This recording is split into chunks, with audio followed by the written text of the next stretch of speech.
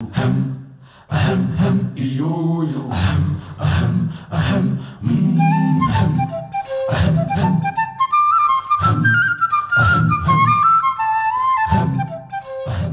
I'm Wouter Kellerman and I'm a flutist from South Africa.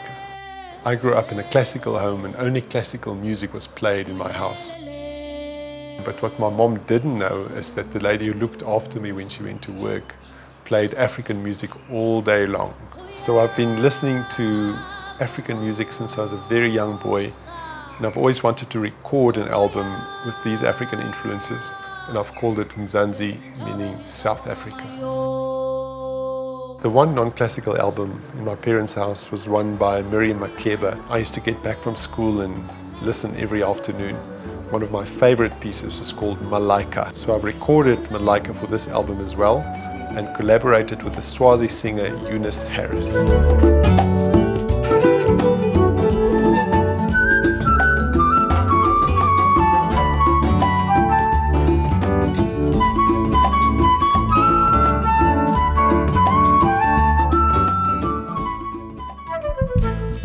I was touring Australia with Johnny Clegg, and the Australian Musicians Union specified that if the main act was not Australian, the support act has to be majority Australian. So I couldn't bring my South African band. I was forced to find Australian musicians to play with me. So I started looking for African musicians living in Australia, and I found Lamine Sonko, a Senegalese singer, percussionist and dancer. And that was the start of a long and fruitful collaboration. The first song we did together is called Njarinu Garab, and it's written by the Senegalese singer Sheikh Lo.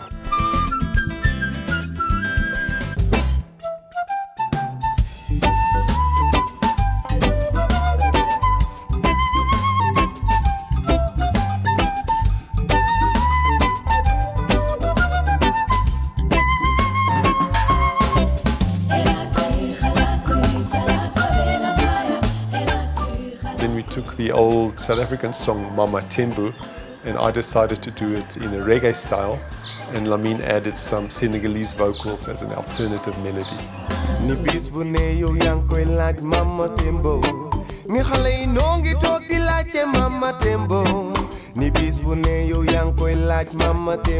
I love the flute because it's an amazingly versatile instrument. One can make a beautiful classical sound, you can play with a jazzy tone, you can use the sound of the pads to make percussive effects, you can even beatbox on the flute. So I wrote this solo called In the Moment, where I use all these different techniques in one piece. And I called it In the Moment because I really have to be in the moment when I'm playing it.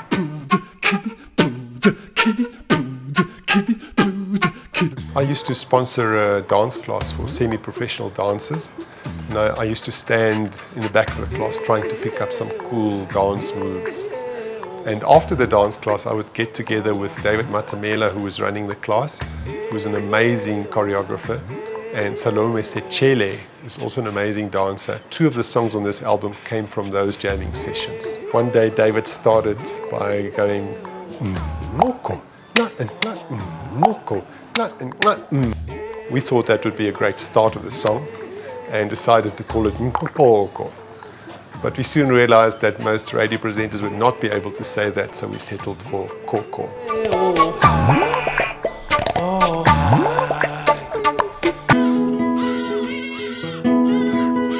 I played classical music most of my life, but in 2006 started to write my own music. And at that stage, decided to work with Paul Carlos, my yoga teacher. So we would do yoga and then write music together. We created two songs for this album. The one is called Mzansi, and it's about the harmony and discord living next to each other in South Africa. We used the minor third in the melody and combined it with the major harmony to show the contrast between the harmony and the discord. I've always admired Nelson Mandela, and I wrote a flute solo for him, trying to paint his life with the colors of the flute. One of the most special moments of my career was being asked to perform that solo in front of a packed stadium of 80,000 people and a television audience as well.